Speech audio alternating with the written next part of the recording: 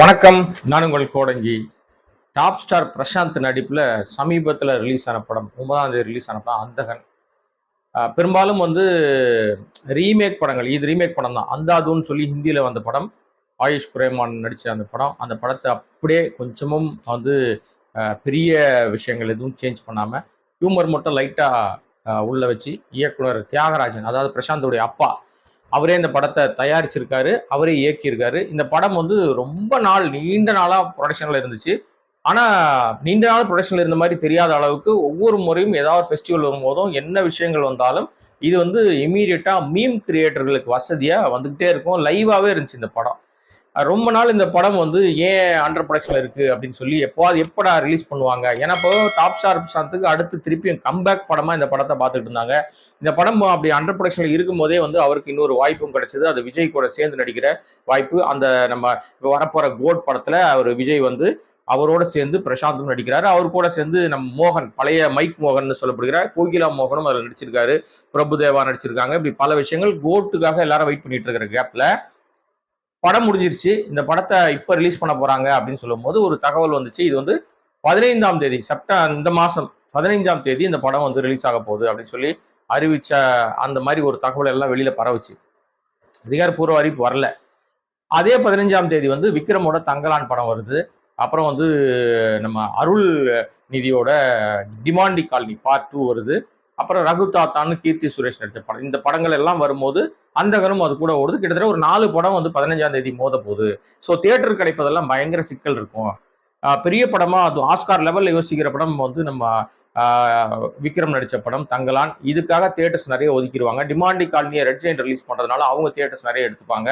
ரகு தாத்தா ஹம்பாலே பிலிம்ஸ் ரொம்ப பெரிய நிறுவனம், பெரிய லெவல்ல அவங்க தியேட்டர்ஸ் போடுவாங்க. இதுக்கு இடையிலேயே அந்தகனுக்கு எவ்வளவு தியேட்டர்ஸ் கிடைக்கும்? நிச்சயமா பெரிய அளவுக்கு எதிர்பார்ப்போடு இருக்கிற படம். அதுவும் டாப் ஸ்டார் பிரசாந்தோட கம்பேக் படம்.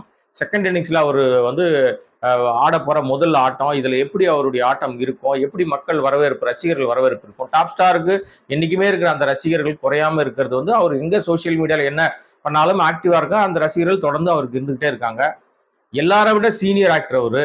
இன்னைக்கு விஜய், அஜித் இவங்களெல்லாம் தாண்டி அவருக்கு பெரிய ஃபேன் ஃபாலோவர்ஸ் இருந்தாங்க. அந்த ஃபேன் ஃபாலோவர்ஸ் குறையாம வச்சிருந்தாரு. இந்த மாதிரி சூழ்நிலையில தான் இந்த படம் 15ஆம் தேதின்ற மாதிரி ஒரு டாக் ஓடிட்டு இருக்கும்போது திடீர்னு அறிவிப்பு வருது. 9ஆம் தேதி ரிலீஸ் பண்ண போறோம். 9ஆம் தேதி படம் வந்துச்சு. கிட்டத்தட்ட ஒரு 350 தியேட்டர்ஸ்க்கு மேல இந்த படம் ரிலீஸ் செய்யப்பட்டுச்சு. ஆல்மோஸ்ட் ஒரு 400 தியேட்டர் அது ரீச் பண்ண மாதிரி இருந்தது. முதல் நாள் அந்த படம் ரிலீஸ்க்கு முன்னாடி இருந்த அந்த பரபரப்பும் எதிர்பார்ப்பும் இந்த டாப் ஸ்டார் பிரசாந்தோட படங்கள்ல அதுவும் இந்த படம் ரொம்ப முக்கியமான படம். ஏன்னா ஏற்கனவே ஹிந்தியில பெரிய சூப்பர் டூப்பர் ஹிட் அடிச்ச படம், பயங்கர வசூல் கொட்டின படம். பெரும்பாலும் தமிழ்ல பாத்தீங்கன்னா ரீமேக் படங்கள் பெரிய விஷயம் பண்றதில்ல. அதுவும் பார்ட் 2 படங்களும் பெருசா ஓடுறதில்ல. ரீமேக் சுத்த மோசம், பயங்கர வசூல்ல சொதப்பிடும், பெரிய அளவு தாக்கத்தை ஏற்படுத்தாது, ரசிகர்கள் வரவேற்பு இல்லாம போயிடும். ஆனா இந்த படத்துக்கு என்ன மாதிரி வரப்போகுதுன்னு சொல்லி எல்லாம் பதட்டமா பரபரப்பாக ஒரு பெரிய எதிர்பார்ப்பு தான் அந்த படம் ரிலீஸ் செய்யப்பட்டுச்சு. ரிலீஸ் செய்யப்பட்ட முதல் நாள் முதல் காட்சியிலேயே ரசிகர்களாலும் சினிமா விமர்சகர்களாலும் எல்லா பக்கத்துல இருந்தும் பாசிட்டிவ் விமர்சனம் மட்டும் வந்துச்சு. அது எப்படி ஒரு பாசிட்டிவ் விமர்சனம் வரும்? ஆமாங்க, படம் நல்லா தான் பாசிட்டிவா தான் பண்ணுவாங்க. நீங்க என்னதான் நீங்க அது நெகட்டிவ் தேடி தேடி தேடி போனாலும் அதுல பெரிய நெகட்டிவ் சொல்ற மாதிரி விஷயங்கள் இல்லாததுனால படம் என்டர்டைனிங்கா எடுத்துட்டு போகுது. ஹிந்தியில ஒரு டைப்ல இருக்கும், தமிழ்ல நிறைய விஷயங்களை சேஞ்ச் பண்ணி குட்டி குட்டியான ஹியூமர்ஸை உள்ள போட்டு படத்தை எங்கேயுமே டயர்ட் அடையாம பிரசாந்த் அழகா எடுத்துட்டு போயிருக்காரு இயக்குனர் தியாகராஜன். கம்பேக்ல பிரசாந்த் வேற லெவல்ல அடிச்சு நொறுக்கி உள்ள வந்துட்டாரு. மீண்டும் அவருக்கு அதே மாதிரி இப்ப எப்படி நம்ம ஒரு முன்னாடி பழைய பிரசாந்தை பார்த்தோமோ அதுல கொஞ்சமும் மாறாம அதை தோற்றத்திலையும் சரி நடிப்புலையும் சரி எல்லா இடத்துலையும் அவர் ஓவர் ஆக்டிங் இல்லாம பல விஷயங்கள்ல அவர் ரொம்ப ரசிகர்கள் எதிர்பார்க்கறத பூர்த்தி செய்யற மாதிரி நடிச்சிருக்காரு.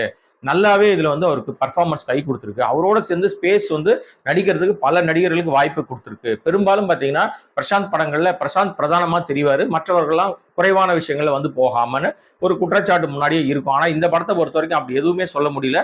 எல்லாருக்கும் ஏகப்பட்ட ஸ்பேஸ். அதுல பாத்தீங்கன்னா வனிதா விஜயகுமார் கொடுக்குற ஸ்பேஸ் எல்லாம் பாத்தீங்கன்னா வேற லெவல் ஸ்பேஸ். அவங்க யூஸ்வலா அவங்களுக்கு ஒரு டெம்ப்ளேட் நடிப்பு இருக்கும், அது எதுவுமே இதுல இல்ல. நிஜமாவே வனிதா அவர்களுக்கு என்ன என்ன என்ன அவங்களால பண்ண முடியுமோ அதை கொஞ்சமும் குறையாம இயக்குனர் தியாகராஜன் அவர்கிட்ட வேலை வாங்கியிருக்காங்க. நான் ஏற்கனவே கடந்த நம்ம விமர்சனத்துல சொல்லியிருப்போம், அந்த சமுத்திரக்கனி அவங்க துப்பாக்கியில சொல்ற விஷயம் வரும் பாருங்க, அந்த இடம் தியேட்டரே பயங்கரமா சிரிக்குங்க. அந்த அளவுக்கு ஒரு பெரிய ஹியூமர் சென்ஸ் உள்ள ஒரு காட்சி அது. வனிதா விஜயகுமார் எந்த அளவுக்கு ஸ்கோப்பு, எந்த அளவுக்கு அவங்களுக்கு வந்து அது நடிக்கிறதுக்கு ஸ்பேஸ் கொடுத்தாரோ அதுல கொஞ்சமும் குறையாம அதோட கூடுதலாகவே நம்ம சிம்ரன் அவர்களுக்கு கொடுத்துருக்காரு. சிம்ரன் ரொம்ப நாளுக்கு அப்புறம் மறுபடியும் வந்து கம்பேக்கா இங்க வந்திருக்காங்க. நிறைய படங்கள் வந்து அவங்க நம்ம பார்த்திருப்போம். இந்த படத்துல அவங்களுக்கு பெருசா இருந்துச்சு. இப்படி ஒருத்தர் கேரக்டரையும் வேஸ்ட் பண்ணாம கரெக்டா வந்து கம்பேக்கா வந்த பிரசாந்துக்கு இவர்கள் எல்லாம் சேர்ந்து கை கொடுத்து இந்த படத்தை வந்து ஓஹோன்னு ஓட வச்சுட்டு இருக்காங்க. இந்த படம் வந்து ரிலீஸ் ஆன அந்த ஸ்கிரீன்ஸ் இருக்குல்ல, அது வந்து இப்போ இன்னும் கூடுதலாக மாறிடுச்சு. ரிலீஸ் வந்து வெள்ளிக்கிழமை ஆச்சு, வெள்ளி சனி இன்னைக்கு ஞாயிறு முடிஞ்சிருச்சு. ஸோ இந்த 3 நாள் கலெக்ஷன் பார்த்தீங்கன்னா கிட்டத்தட்ட முதல் நாள் கலெக்ஷன் வந்து பெருசா இல்லைனாலும் நம்ம கலெக்ஷனை பத்தி பேசுறது இல்லை. ஏன்னா வந்து அது அதிகாரப்பூர்வமா தயாரிப்பாளர் சொன்னாதான் அது கலெக்ஷன், அது கரெக்டான கலெக்ஷனா இருக்கும். நிறைய பேர் ரியல் ரிப்போர்ட் ஏகப்பட்ட விஷயங்கள் சொல்லிட்டு இருப்பாங்க. அதுல எந்த அளவுக்கு உண்மை இருக்கும்னு உங்களுக்கே தெரியும். படமே அங்க பெருசா போயிருக்காதான்னு இங்க பெரிய ரிப்போர்ட் கொடுத்துட்டு இருப்பாங்க. ஆனால் இந்த படத்தை வரைக்கும் நம்ம விசாரிக்கிறோம், தயாரிப்பாளர்கிட்ட கேட்கிறோம், நிஜமாவே இது கலெக்ட் ஆகுதா அப்படின்னு தியேட்டர் சைட்ல விசாரிக்கிறோம், ஷோஸ் இன்க்ரீஸ் ஆயிருக்கா அப்படின்னு விசாரிக்கிறோம், பாசிட்டிவான விஷயங்கள் தான் வெளியில வருதான்னு கேட்கிறோம். இன்னைக்கு இணையத்தை நீங்க வந்து திறந்து பார்த்தீங்கன்னா எல்லா பக்கம் அந்தகனுக்கு ஒரு பாசிட்டிவான ஒரு ரிவ்யூ பண்ணிட்டு இருக்காங்க. என்ன காரணம் அப்படின்னு பாத்தீங்கன்னா, டாப் ஸ்டார் பிரசாந்த் வந்து எல்லாருக்கிட்டையுமே ரசிகர்கள் ஆரம்பிச்சு மீடியாக்கள் வரைக்கும் எல்லாருக்கிட்டையுமே நல்ல ஒரு ரேப்போவர் நட்பு மெயின்டைன் பண்றாரு. அது மட்டும் இல்லைங்க, நல்ல நடிகர், ஒரு சிறப்பான ஒரு ஆக்டிங்கை எப்பவுமே கொடுப்பாரு. அவர் படம்னாவே ஒரு மாதிரி ஒரு ஜாலியான ஒரு விஷயமா இருக்கும். என்டர்டைனிங்கா குடும்பத்தோட ஒரு படம் பார்க்க போலாமா அப்படின்னா நிச்சயமா நம்பி பிரசாந்த் படத்துக்கு போகலாம். அந்த நம்பிக்கையை முதல் படத்துல இருந்தே அவர் தொடங்கி வச்சுட்டு இருக்காரு இல்லையா, அதை இந்த படம் வரைக்கும் தக்க வச்சுக்கிட்டு இருக்காருன்றது தான் அவருடைய பெரிய வெற்றிக்கு காரணமா இருக்கும். அதோடு இல்லாம பாத்தீங்கன்னா உங்களுக்கு வந்து இந்த படத்தினுடைய வசூலும் பாத்தீங்கன்னா முதல் நாள் வந்து கொஞ்சம் குறைவாக ஆரம்பிச்ச மாதிரி இருந்துச்சு. சில லட்சங்கள்ல தான் ஆரம்பிச்சது. அதுவும் கிட்டத்தட்ட ஒரு 65 இருந்து 70 லட்ச ரூபாய் ஃபர்ஸ்ட் டே கலெக்ட் ஆனதா சொன்னாங்க. அதுக்கப்புறம் 2வது நாள், முதல் நாள் பாசிட்டிவான விமர்சனம், எல்லா பக்கமும் வந்து பயங்கர நல்ல ஒரு ரெஸ்பான்ஸ் கிடைச்ச உடனே ஆடியன்ஸ் சைட்லயும் ரெஸ்பான்ஸ், ஃபேமிலி ஆடியன்ஸா உள்ள வந்தவங்களும் நல்ல ரெஸ்பான்ஸ், விமர்சகர்களும் எல்லாருமே பாசிட்டிவா பேச ஆரம்பிச்ச உடனே படத்தினுடைய எதிர்பார்ப்பு இன்னும் கூடிருச்சு. அப்ப தியேட்டர்ஸும் ஸ்கிரீன்ஸும் இன்க்ரீஸ் ஆக ஆரம்பிச்சது. அதனுடைய காரணமாக என்ன ஆச்சுன்னா, டே 1 கிடைச்ச கலெக்ஷனோட டே 2 வந்து அப்படியே அது வந்து 2 மடங்காக 3 மடங்காக அதிகரிச்சது. இப்ப 3வது நாள் கலெக்ஷன் கிட்டத்தட்ட ஒரு 3 கோடி ரூபாய் அது வந்து தொட்டதாக சொல்லப்படுகிறது. இப்ப நம்ம சொல்ற கதை கூட நமக்கு கேட்டு தெரிஞ்சுக்கிட்ட விஷயங்கள் தான். இது வந்து அவங்களுக்கு எவ்வளவு ஷேர் கிடைச்சது, நிஜமாவே இதுல என்ன வசூல் வந்திருக்கு அப்படின்றதெல்லாம் விரைவில் அவங்க தரப்புல இருந்தே அது வந்து அறிவிப்பு வெளியிடுவாங்க நம்ம எதிர்பார்க்கிறோம். எப்படி இருந்தாலும் இது நல்ல ஒரு வரவேற்பை பெற்றிருக்குது. டாப் கியர்ல பிரசாந்த் வந்து தன்னுடைய செகண்ட் இன்னிங்ஸை ஸ்டார்ட் பண்ணியிருக்காரு. அது மட்டும் நம்மளால வந்து ஈஸியா தைரியமா சொல்ல முடியும். காரணம் என்னன்னா, பிரசாந்தினுடைய இந்த இவ்வளவு நாள் அந்த காத்திருந்த அந்த காத்திருப்புக்கு இவ்வளவு நாள் அவருடைய படங்களே வரலன்னு சொல்லி அவர் ரசிகர்கள் வந்து போயிருந்த டைம்ல இந்த அந்தகன் வந்து அவங்க எல்லாரையுமே வந்து ரொம்ப உற்சாகப்படுத்திருக்கு. குறிப்பா பிரசாந்த் பயங்கர ஹாப்பியா இருக்காரு, தியாகராஜன் ரொம்ப சந்தோஷமா இருக்காரு. இதுல காரணம் என்னன்னா, இந்த படம் ரிலீஸ்க்கு முன்னாடி அவங்க நிறைய ஊர்களில் போய் நிறைய இடங்கள்ல போய் இந்த படத்திற்கான ப்ரமோஷன்ல இறங்கி நேரடியா போய் மக்களை சந்திச்சாங்க, நேரடியா போய் காலேஜ் ஸ்டூடெண்ட்ஸை சந்திச்சாங்க, நேரடியா பல ஊர்களில் போயிட்டு அவங்க வந்து அந்த ப்ரமோஷனை வந்து எடுத்துட்டு போய் அது பயங்கரமா தூக்கம் இல்லாம ஊரா போனதனுடைய விளைவு நல்ல பாசிட்டிவான ரிப்போர்ட் இந்த படத்திற்கு கிடைச்சிருக்கு. இதுதான் முக்கியமான காரணம்னு நம்ம விசாரிக்கிற வகையில கிடைக்கிற தகவல். என்ன காரணம்னா, ஒரு படம் எடுக்கிறது வந்து பெருசு இல்லைங்க. அந்த படத்தை எடுத்துட்டு போய் மக்கள்கிட்ட எப்படி ரீச் பண்ண போறோம், நம்ம எப்படி ப்ரெசென்ட் பண்ண போறோம், எந்த வகையில அதை நம்ம வந்து பெரிய லெவல்ல மக்கள்கிட்ட கொண்டு போய் சேர்க்க போறோம் இருக்குல்ல, இந்த இந்த யுக்தியை ரொம்ப அழகா தியாகராஜன் அவர்கள் பயங்கரமா பயன்படுத்தியிருக்காரு. பிரசாந்தும் முகம் சுளிக்காம எல்லா ஊருக்கும் போய் அவரே போயிட்டு ரசிகர்களை சந்திச்சு அவரோட போட்டோ எடுத்துக்கிட்டு தியேட்டர்ஸ் விசிட் போயிட்டு தியேட்டர்ல போய் ரசிகர்களை பார்த்துட்டு தொடர்ந்து படம் ரிலீஸ் ஆயிடுச்சு அதோட நம்ம வேலை முடிஞ்சிச்சுன்னு அவர் இல்லாம மறுபடியும் போய் இறங்கி களத்துல இறங்கி அடிக்கிறாரு. எல்லாம் சொல்லலாம், ஏங்க அவங்க சொந்த படம் அதனால இறங்கி அடிக்கிறாரு. அப்படி கிடையாது.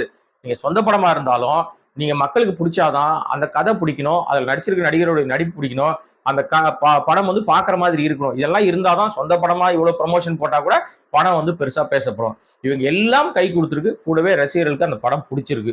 அதன் காரணமாக செகண்ட் இன்னிங்ஸ் வந்து அவருக்கு டாப் கியர்ல தொடங்கி இருக்கு அப்படின்னு சொன்னா அது மிக இல்லை. இப்ப இதன் மூலமா வந்து இண்டஸ்ட்ரிக்குள்ள ஒரு பெரிய ஒரு மிகப்பெரிய ஒரு என்ன சொல்றதுன்னா ஒரு விஷயம் ஓடும். அதாவது ரீமேக் படங்கள் பெருசா போகாது. அதுவும் வந்து இந்த மாதிரி வந்து ரொம்ப நாள் கழிச்சு ஒரு படம் ரொம்ப ப்ரொடக்ஷன்ல காத்திருந்து ஒரு படம் வந்ததுன்னா அந்த படம் பெருசா பேசப்படாது அப்படின்ற அந்த விஷயங்கள் எல்லாத்தையும் இந்த அந்தகன் வந்து உடைச்சிருக்கு. அந்த சென்டிமெண்ட் எல்லாம் உடைச்சிருக்கு. அது மட்டும் இல்லைங்க, இப்ப இந்த படம் ஓடுறதுனால பிரசாந்துக்கு மட்டும் லாபம்னு நினைக்கிறீங்களா? கிடையாது. அடுத்து வரப்போற கோட்டுக்கும் இது லாபம். காரணம் என்னன்னா, கோட்ல நடிச்சிருக்காரு பிரசாந்த். அப்ப அந்த படத்தின் மீதான எதிர்பார்ப்பு முழுக்க முழுக்க விஜய் தான் அந்த படத்தை தூக்கி நிறுத்தி கொண்டு போயிட்டு இருக்காருன்னு இருந்தாலும் அதுல முக்கியமா கம்பேக் நடிகர்கள்னு சொல்லப்படுகிற நடிகர்கள் 2 பேர் அதுக்குள்ள இருக்காங்க. ஏன்னா சமீபத்துல வந்து கம்பேக் நடிகர்கள்லாம் வந்து ஒன்னு டாப் ஸ்டார் பிரசாந்த், அவர் 9ஆம் படம் வந்திருக்காரு. இந்த படம் அவருக்கு பெரிய லெவல்ல கை கொடுத்துருக்குன்னு சொல்றோம். இதே மாதிரி கொஞ்ச நாளைக்கு முன்னாடி வந்து கம்பேக் நடிகர்கள் வரிசையில பாத்தீங்கன்னா ராமராஜன் ஒரு படம், சாமானியன் ஒரு படம் வந்தது. இந்த படத்தினுடைய மைய கரு வந்து உண்மையிலே நல்ல விஷயம், நல்ல கதை, பிரமாதமான ஒரு லைன் தான் எடுத்தாங்க. ஆனா அது பிரசன்டேஷன்ல எங்கேயோ போட்ட விட்டுட்டாங்க. ராமராஜனால அவருடைய அந்த உடல்நிலை காரணமாக அவர் பெருசா அவருடைய ஆக்டிங் ஸ்கோப் வந்து பெருசா மக்கள்கிட்ட போய் ரீச் ஆகவே இல்லை. அதுல ராதா நடிச்சிருப்பாரு, பல பேர் MS பாஸ்கர் நடிச்சிருந்தார், நிறைய பேர் நடிச்சிருந்தாங்க. ஆனா அந்த படம் வந்து மக்கள்கிட்ட போய் ரீச்சே ஆகல. அதனால அவருக்கு ஒரு பெரிய அந்த கம்பேக் வந்து பெருசா எதிர்பார்த்தாரு, பெரிய லெவல்ல கை கொடுக்கவே இல்லை. அது வந்ததும் தெரியல, போனதும் தெரியலன்ற ஆயிடுச்சு. அதே மாதிரி பாத்தீங்கன்னா அதுக்கு முன்னாடி வந்து நம்ம ஹரான்னு சொல்லிட்டு ஒரு படம் வந்தது. அந்த படம் வந்து மைக் மோகன், கோகிலா மோகனுடைய கம்பேக் படமாக அது செகண்ட் இன்னிங்ஸ் ஸ்டார்ட் பண்ற படம். அது இது வரைக்கும் அவர் வந்து லவ் படங்கள்ல, அது ஒரு சோகமான படங்கள்ல அப்படியே மைக் பிடிச்சி பாட்டு பாடிக்கிட்டே பயங்கரமா மெலோடியான விஷயங்களாவே பார்த்துட்டு இருந்தாரு. ஒரு சில படங்கள் அவர் 100வது நாள் அந்த மாதிரி படங்கள்லாம் கொஞ்சம் வில்லத்தனமா ஒரு விஷயங்கள்லாம் பண்ணியிருப்பாரு. அந்த மாதிரி ஒரு ஆக்ஷன் பேக்ல அவர் பண்ணதே கிடையாது. முதல் முறையாக ஹரான் ஒரு படத்துல விஜய் ஸ்ரீஜின்னு ஒரு இயக்குனர், அவருடைய இயக்கத்துல வந்த படம் அது ஹரா. அதுல வந்து அவர் மைக் மோகன் நடிச்சிருப்பாரு. அந்த படமும் அவருக்கு வந்து பெருசா கை கொடுத்தா அப்படின்னு பாத்தீங்கன்னா, அந்த படம் வந்து மைக் மோகன் நடிப்பா இருக்கட்டும், மற்ற விஷயங்களா இருக்கட்டும், பெரிய லெவல்ல அவருக்கு வந்து ஓஹோன்னு ஓடுற மாதிரி இல்லைனாலும் சுமாரா பரவாயில்லை அந்த ரகத்துலதான் அந்த ஹரா வந்து படம் வந்து இருந்துச்சு. ஆனா ஓடிடில ரிலீஸ் ஆச்சு, ஓடிடில நல்ல ட்ரெண்டிங்ல ஓடிக்கிட்டு இருக்குன்னு வச்சுங்களேன். இதற்கு என்ன காரணம்னா, மைக் மோகனை வந்து மெலோடியா பார்த்து ரசிச்சவர்களுக்கு ஆக்ஷன் பேக்ல அவருடைய இந்த ஆக்ஷனோ மற்ற விஷயங்களோ அவருக்கு இன்னும் அது வந்து கரெக்டா பொருந்தி போல அப்படின்ற மாதிரி தான் இருக்கு. அவருடைய வாய்ஸ் பெரிய மைனஸ் வந்து அவருடைய வாய்ஸ். மைக் மோகனுடைய குரல் இவ்வளவு காலம் வேறொரு குரல், வேறொருத்தருக்கு சொந்தமான குரலும் மைக் மோகனும் சேர்ந்துதான் அந்த படங்களுடைய வெற்றி இருந்துச்சு. இப்ப இந்த படத்துல அவரே சொந்த ஓன் டப்பிங் பேசியிருக்காரு. அது வந்து அவருடைய நல்ல விஷயம். ஆனால் அது மக்கள்கிட்ட போய் ரீச் ஆகுறதுல தாமதம், அதுல ஏதோ சின்ன ஒரு லேக். அதன் காரணமாக ஹரா வந்து பெரிய லெவல்ல அவர் மைக் மோகனுக்கு கை கொடுக்கவே இல்லை. பட் ஓடிடில அது வந்து ட்ரெண்டிங்ல ஓடிக்கிட்டு இருக்கு. ஸோ இந்த கம்பேக்ல பாத்தீங்கன்னா டாப் கியர்ல இருக்கிறது நம்ம பிரசாந்த் மட்டும்தான். அது இந்த அந்தகன் மூலமா. இது ரீமேக், இத்தனைக்கும் இது ஸ்ட்ரெயிட் படம் கிடையாது. ரீமேக் பெரும்பாலும் அது ஓடி தேஞ்சு ரீல் தேஞ்சு போனது. அதுல என்ன புதுசா கதை நீங்க மாத்திர முடியும் அப்படின்னு சொல்லி ரீமேக் பெருசா ஓடாது. ஆனா அந்த விஷயத்தை உடைச்சிருக்கு அந்தகன். இதன் காரணமாக பல முன்னணி இயக்குனர்கள் அவங்க பார்வையெல்லாம் இப்ப பிரசாந்த் மேல திரும்பி இருக்குன்னு சொல்றாங்க. அதுவும் வந்து இப்ப இளம் இயக்குனர்களா வெற்றி கொடுத்த இயக்குனர்கள் எல்லாம் பிரசாந்த் வந்து மீண்டும் கம்பேக்கா ரொம்ப அதே மாதிரி ஒரு வேகத்தோட டான்ஸ்லயும் சரி, அவருடைய நடிப்புலையும் சரி, எல்லா விஷயத்திலையும் ஸ்கோர் பண்ணிட்டு இருக்காரு. மீண்டும் இவரை நம்முடைய படங்கள்ல பயன்படுத்தலாமே அப்படின்ற மாதிரி ஒரு விஷயங்கள் இளம் இயக்குநர்கள் மத்தியிலும் பிரபலமான இயக்குநர்கள் மத்தியிலும் வந்திருக்குன்றாங்க.